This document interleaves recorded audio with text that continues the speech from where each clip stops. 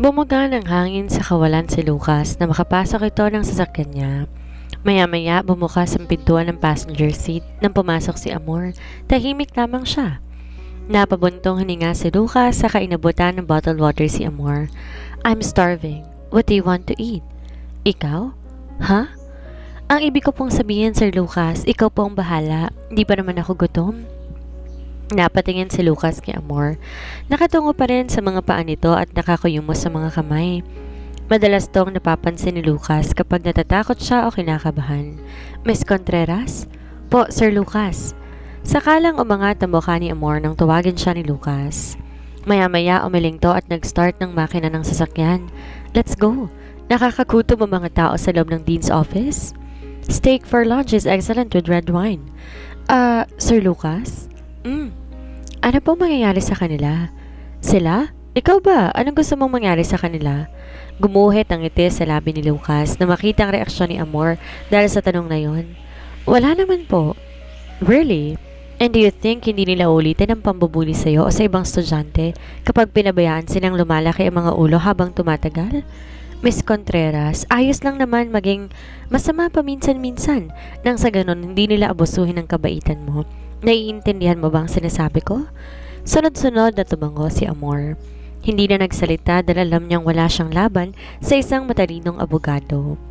Hindi pa rin kasi siya makapaniwala na gagawin ni Lucas ang bagay na yun sa harapan mismo ng maraming tao. May isang salita siya. Kapag sinabi niya, gagawin niya. Ang magulang ng tatlo hindi naman nawala ng trabaho. Bumabalang ang posisyon sa kumpanyang pinagtatrabahuhan nila. Ang isang magulang naman na wala na supporter sa pagtakbo ng kandidato sa eleksyon at ang panghuli ang ama ni Ashley na abogado din na katulad ni Lucas. Nagtatrabaho lang din sa isang law firm ang tatay ni Ashley. Nagulat na lang to nang tumawag ang chief nila na ililipat daw siya sa isang firm sa ibang lugar sa kadahilan ng hindi to sumusunod sa batas. Kakatuwang 5 tao laban sa isang tao na kayang gawin lahat sa isang tawag lang. Nasa huli ang pagsisisi. Ngunit humingi pa rin sila ng patawad kay Amor. Aminado si Amor na mapapatawad niya ang mga yon, pero hindi to aminado kay Lucas na ito mismo ang gumawa ng paraan para matauhan ang mga ito. Ngunit nang dahil na rin sa pakiusap ni Amor kay Lucas, ay hinayaan niya lamang ang 5 estudyante. Subalit bagaman hindi pa yon ang huli nilang pagkikita, darating pa rin ang araw o panahon na magkakaharap sila. Sigurado ka na hindi ka kakain? Spaghetti na lang. You mean pasta with red sauce or white sauce? Kahit ano na lang. You can choose me either. Po? Never mind.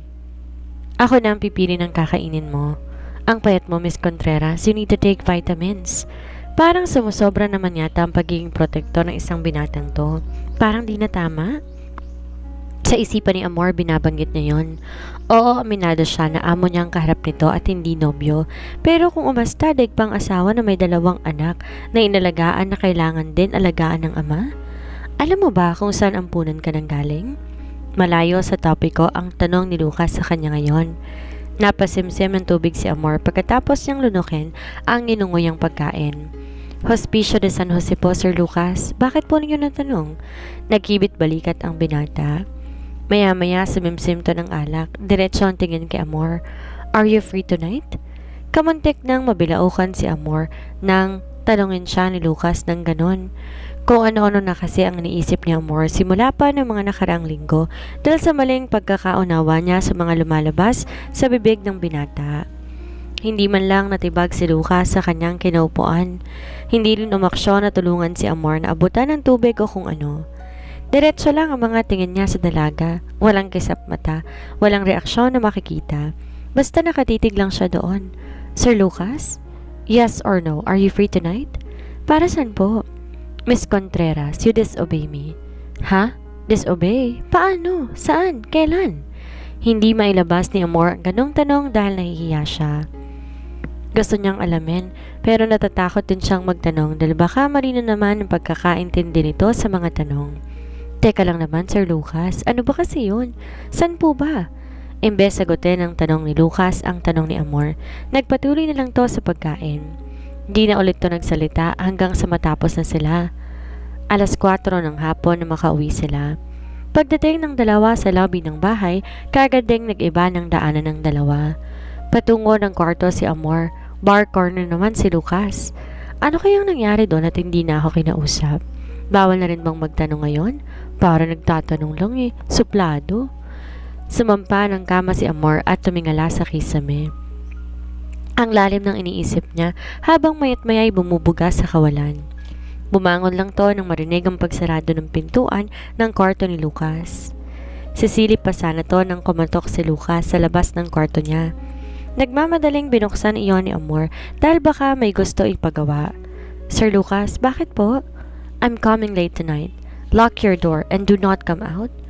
Ano man ang marinig mong ingay mamaya pagdating ko, huwag kang magbubukas ng pintuan mo. Naiintindihan mo ba? Opo, Sir Lucas. Half hour darating ang housekeeping. Hayaan mo silang maglinis ng bahay. Mag-aral ka dyan sa kwarto mo at wag kang lalabas. Sige po. Di na nagsalita pa ulit si Lucas. Lumabas na lang to ng pamamahay ng tahimik. Makalipas ang kalahating oras, dumating nga ang housekeeping. Alam ni Amor na labag sa utos abilin ni Lucas ang gagawin niya, pero lumabas pa rin to ng kwarto niya at tumulong sa paglilinis. Miss Amor, kami na dito. Hayaan niyo na pong kami ang gagawa nito. Wika ni Jolan. Miss Amor, ayos lang kami ni Jolan ang gagawa. Matagal na rin namin trabaho to sa malaking bahay na to. Wika din ni Joan. Ganun po ba mga ate? Gagawa na lang po ako ng merienda ninyo. Ayos lang po ba sa inyo? Napangiti ang dalawa sa kalambingan ni Amor. Pumayag din sila para naman di na sila maistorbo ng dalaga at nakabilinan din sila ni Lucas na wag pahahawakan ng kahit na ano si Amor. Kaya alam nila ang mga takdang aralin nila. Maraming salamat sa merienda, Miss Amor. Ang dami mo namang binili. Iuwi niyo na po ang mga yan. Pasalubong po ninyo sa inyong pamilya. Alam ko pong matutuwa sila kapag nakita nila yan. O siya, aalis na kami. Habinin ni Sir Lucas mag-lock ng main door. Napangiti si Amor. Maging ang housekeeping hindi nakalimutan na iwanan ng takdang aralin. Nang makaalis ang dalawa, tahimik na ulit ang bahay. Alas 6:07 na ng gabi nang matapos sina Joan at Zolan. Bumalik na ulit si Amor sa kanyang kwarto, saka napag-desisyon ng maligo dahil nakakaramdam din to ng init sa katawan kahit may air condition ang loob ng bahay. Hindi rin madalas ginagamit ni Amor ang aircon ng kwarto niya dahil hindi siya sanay na malamig ang loob ng kwarto niya. Tamang fan lang, ayos na sa kanya. Bandang alas 9 nang mapagdesisyonan na mag-aral. Ang dami niyang hahabuling leksyon dahil late comers ito. Masipag mag-aral si Amor, di man ganon katalino ang mahalaga, nakukuha niya lahat ng sinasabi sa kanya. Alas 11 nang mapagdesisyon ng matulog na, ngunit alas 11 pa lang nakarinig na to ng ingay sa labas ng kwarto niya. Sir Lucas, akmang lalabas sana ng kwarto nang maalalang sinabi ng binata sa kanya. Wag na wag lalabas ng kwarto kahit anong mangyari. Pero dahil sa katigasan ng ulo ni Amor, lumabas pa rin to at inalam kung anong ingay iyon. Nagulat siya na makitang nakatihaya si Lucas sa mahabang sofa sa lobby. Patakbo niya tong nilapitan ng binata. Sir Lucas? Sir Lucas! Nakapikit ang mga mata ng binata. Baya-maya bumukas ito at tinignan ng diretso si Amor sa mga mata. I told you, don't go out of your room, Miss Contreras. Sir Lucas, lasing po kasi kayo eh. Teka lang, kukuha lang ako ng tubig. Shhh! Hinuli ni Lucas ang pulsuhan ni Amor at pinigilang umalis. Napaupo si Amor sa sahig nang hilahin siya ni Lucas papalapit sa kanya. Pasaway kang bata ka?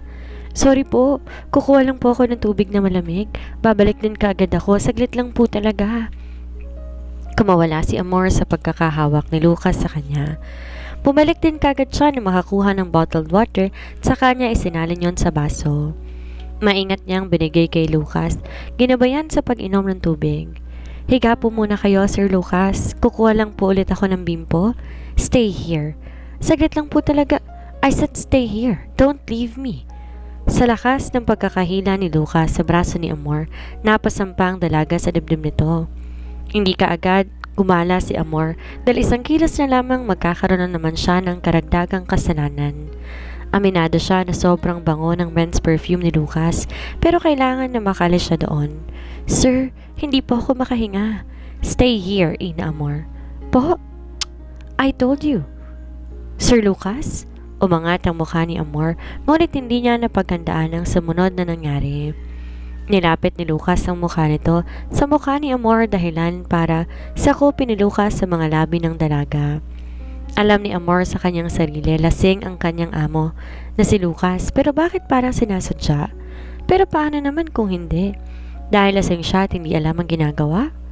Napahawak si Amor sa dibdib ni Lucas para puwersahin na makawala sa mga bisig ng binata. Ngunit huli na, nangawakan ni Lucas ang likod ng ulo nito at hindi na pinakawalan ang mga labing halos kainin na ng binata. Maagang nagising kinabukasan si Amor, parang panaginip sa kanya ang nangyari sa kanila ni Lucas ng gabing iyon at di pa rin siya makapaniwalang gagawin ni Lucas yon sa kanya. Bagaman lasing iyon, sigurado siya, hindi na siya nito maaalala pagising niya mamaya. Napabuga ng hangin sa kawalan si Amor na makita ang lobby ng wala pang binata doon. Dahan-dahan siyang tumungo ng kusina para ihanda ang kanyang almusal, ngunit nasendak na lang ito na makita ang lalaking iniwasan. Sir Lucas? Kaagad siyang binalingan ni Lucas pagkatapos magtimpla ng binata ng kape nito. Naupo sa mataas na silya sa bandang gilid ng kusina nila, tsaka tahimik na nagbasa ng dyaryo. Maya-maya ay nagsalita ito. Good morning, your breakfast is ready. Kumain ka na bago pumasok sa eskwela. Nilingon ni Amor ang hapag na may nakahandang almusal. Napayumos pa ang dalaga ng kanyang kamay dahil nahiya na to kay Lucas. Alas 5:30 pa lang ng umaga, sinadya niya magising upang mapaaga din ang pasok nito. Ngunit sa hindi inaasahan, may mas nauna pa palang nagising si Lucas sa kanya. Good morning po, mahina niyang bati sa binata. Maraming salamat po, Sir Lucas. Maingat siyang naupo at di gumawa ng ingay. Subalit sadyang di talaga maiiwasan ang ingay dahil sa pagiging kabado ni Amor. Napansin niyo ni Lucas. Are you okay? Opo, ayos lang. Ngiting sagot ni Amor, nagpatuloy sa pagkain. Dinadalangin ni Amor na sana'y huwag mahalongkat ang nangyari sa kanila kagabi dahil kapag nangyari yon, hindi na matatapos ni Amor ang almusal nito dahil sa tensyon. Ikaw ang naghatid sa akin sa kwarto? Naubo si Amor. Dali-dali siyang uminom ng tubig at nagpunas ng bibig pagkatapos. Dahil hindi na rin mapakali si Lucas sa inaakto ng dalaga, huminto ito sa pagbabasa ng dyaryo. Miss Contreras, what's wrong? Bakit parang balisa ka dyan at di ka na makausap ng maayos? Ayos ka lang ba talaga? Okay lang ako, Sir Lucas. Pasensya na po. Pero, tapos na po ako mag-almusal? Tumayo na si Amor sa kanyang kinaupuan. Niligpit ang hapag tsaka hinugasan ng nagamit. Habang ito naman si Lucas ay hindi maalis-alis ang tingin kay Amor dahil sa kinikilos ng dalaga. Why is your skirt so short? Pati uniforme ni Amor na puna na rin ni Lucas. Nagmamadaling nagpunas ng kamay si Amor at saka hamarap kay Lucas. Nakatayo na pala to malapit sa kanya. Nakasandal ito sa mataas ng counter, nakakrus sa mga braso, may salamin na suot at nakaporma rin pantrabaho, kunot ang noo sa paldang suot ni Amor. Ito po yung uniform sa St. Mary Academy. Mula sa pagkaayos ng buhok ng dalaga hanggang sa suot nitong sapatos ay pinuna ni Lucas. Wala naman siyang reklamo maliban na lang sa palda nito na above the knee. Maya-maya'y napabuntong hininga si Lucas at humigop ng kape. Is that so? Sunod-sunod naman na tumango si Amor. Okay, ako na maghahatid sa'yo sa academy. Ha? Paano pong trabaho ninyo? Mamaya pa alas 8. Sa isipan ni Amor, nagising lang din pala na maaga si Lucas para ihatid siya ng eskwela. Wala namang problema sa kanya dahil alas 6 pa lang naman ng umaga at wala pa si Mario para sunduin siya. Naunang lumabas si Amor. Maya-maya lumabas na rin si Lucas at may coat na itong dala pero hindi para isuot nito kundi para gamitin sa pantakip sa maiksing palda ni Amor. Nahihiyaman, ginamit na lang niya yon dahil ibabalik din naman pagdating ng St. Mary. Maraming salamat, Sir Lucas, sa paghatid. Marunong na mag-unlock ng seatbelt si Amor kaya hindi na kailangan ng tulong galing kay Lucas. Akma na sanang lalabas ang dalaga nang magsalita si Lucas. Ihahatid na kita sa loob. Po, hindi na kailangan, Sir Lucas. Okay, salamat po. Sobra-sobra na ang pagmamalasakit ni Lucas kay Amor sa isipan ng dalaga. Sana wag siyang magbago. Nagsimula ang klase. Regular day at walang kahit sinong kumausap kay Amor sa loob ng klase nila maliban kung may kumakausap kay Amor. Sa katabi nitong si Liza, ang unang kaklaseng pumantin sa kanya nung unang araw niya pa lamang. Ina, sabay na tayong mag-cafeteria, ayos lang ba? Wala din naman akong kasama kaya ikaw na lang. Anyaya ni Liza sa kanya. Sige, maraming salamat Liza. Walang anuman, magkaklase naman na tayo at saka ayaw din nila sa akin dahil weirdo raw ako. As you can see, malaki ang salamin ko. Mabait ka naman. Nakangiting sabi ni Amor sa kanya. Nagibit balikat na lang si Liza at tumungo ng foodstuff. Masayang kumain ng tanghalian ng dalawa na walang may mga nang iistorbo sa kanila.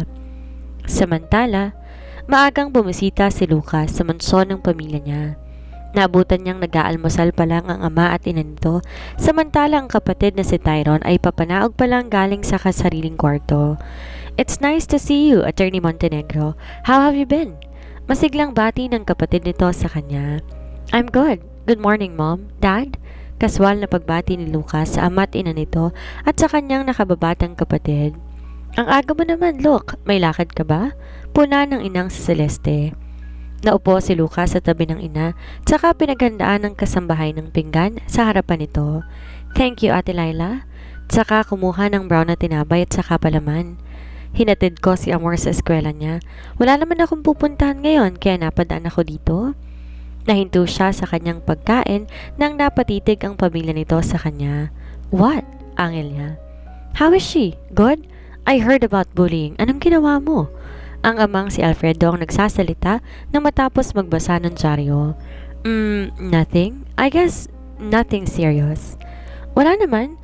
Binigyan ko lang ng konting leksyon ng mga magulang dahil mga suwail din, katulad ng mga anak. Pero balik tayo sa paghatid mo kay Miss Contreras. Singit ni Tyron na hindi naman pinatapos si Lucas sa pagsasalita. You can pick her after her school if you want. Wika ni Lucas. Really? Of course no. Natawa si Tyron sa sagot ng kapatid. Alam ng kapatid na hindi basta-basta pumapayag ito, lalo na't mahalaga o importante ito sa kanyang kapatid. Look, iho, next time isama mo naman si Amor dito sa bahay para naman hindi siya mabuburyo sa bahay mo. Saturday or Sunday para naman maiba ang ambience niya. Suhestyon ng inang si Celeste. I'll try, but don't expect too much, Mom. Basta kapag bakante ka at maisipan mong pumasyal dito, isama mo siya, ha? Nakakaawa naman ng batang yon. May pamilya ba siya? She's adopted, pero inabando na din siya ng ina nito pagkatapos ng huling hearing. At si Alfredo ang sumagot, Mom, I have a suggestion. Aasawahin ko na lang siya para magkaroon siya ng bagong pamilya. Sumingit sa usapan si Tyron. Natawa ang ina habang ang ama tahimik lamang. Bumaling si Tyron kay Lucas na ngayon masama ng tingin sa kanya. You're busy, right?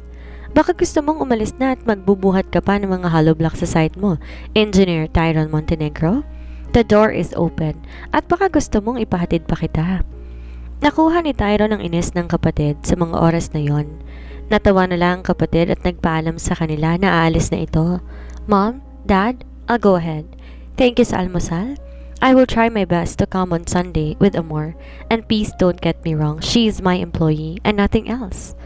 Wala namang may nakuhang sagot si Lucas sa ama't ina nito maliban sa ngiti na umarko sa kanilang mga labi. Hindi man nila kilala ang anak sa bago nitong buhay pero ramdam ng ama't ina may protektahan lang ito. Umalis si Lucas sa kanilang mansyon at bumisita sa opisina ng kanyang ninong Amir para kumustahin ito.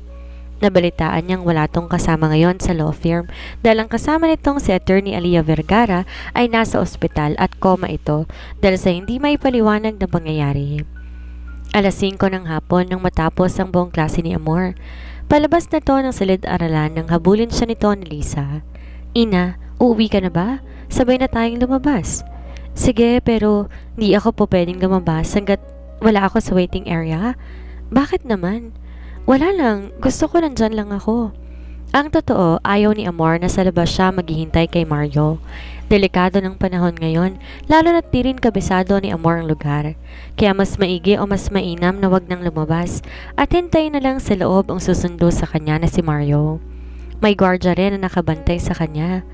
Sumang-ayon naman ang kaklaseng si Liza. Nagkukwentuhan ng dalawa nang may pumasok na pulang sasakyan sa kanilang academy. Hindi nila to pinansin dahil buong akala nila isa sa mga staff ng St. Mary. Ngunit nang huminto ang sasakyan sa harapan nila, nagtaka ang dalawang dalaga. Baka sundo mo na yan, Liza, wika ni Amor. Ha? Hindi. Puti ang sasakyan ng sundo ko. Tsaka hindi pumapasok yun dito, no? Nagkatingin na ang dalawa nang bumukas ang pinto ng driver's seat. Lumabas si Lucas doon, ikinagulat ng dalaga. Hala, ang gwapo. Sino siya? Ani Lisa na nakangiti. Kaagad napatayo si Amor na makita kung sino. Napabaling naman si Lisa sa katabi. Boyfriend mo? Ang gwapo niya, Ina. Teka, hindi mo naman sinasabing may jowa ka na pala?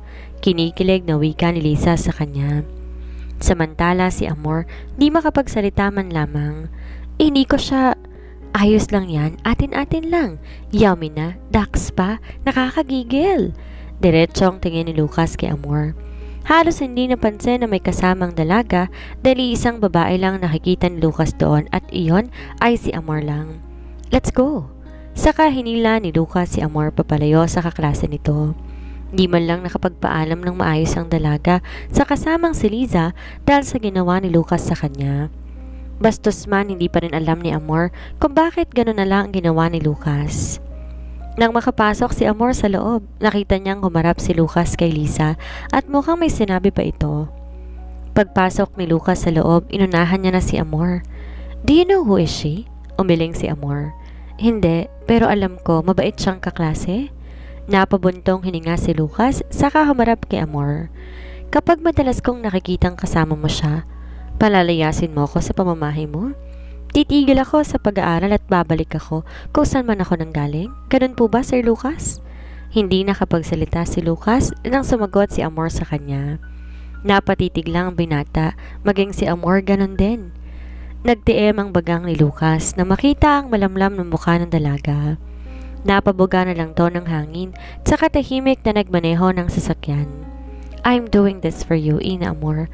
I hope you will understand me. Alam ko kung anong nakakabuti at nakakasama sa'yo. Kaya huwag mo naman sana ikasasama ng loob kung may pagbabawal man ako sa'yo. I'm your guardian. Kapag may nangyaring masama sa'yo, sinong tatakbuhan? Ako, hindi ba? So please obey me and follow what I say. Matagal bago nakapagsalita si Amor dahil kinakalkulan niya pa sa kanyang isipan ang mga sinabi ni Lucas sa kanya. Patawad kung nagiging masakit ako sa ulo mo. Patawad kung binibigyan pa kita ng problema at pag-aalala. Hindi na mauulit, Sir Lucas.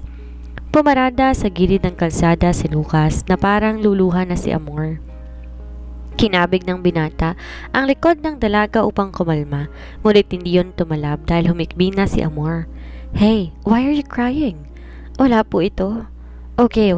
Can you please calm down? I don't know what to do.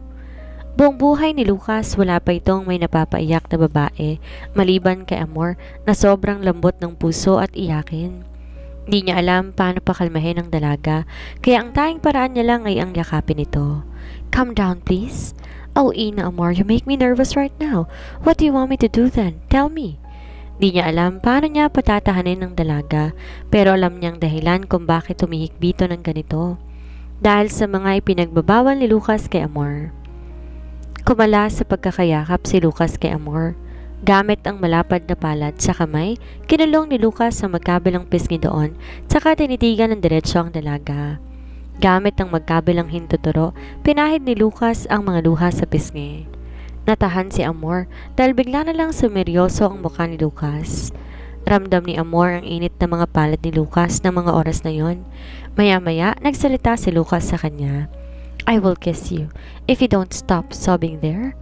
Hindi man lang nakagalaw si Amor sa mga oras na yon na magbitaw ng salita si Lucas sa kanya.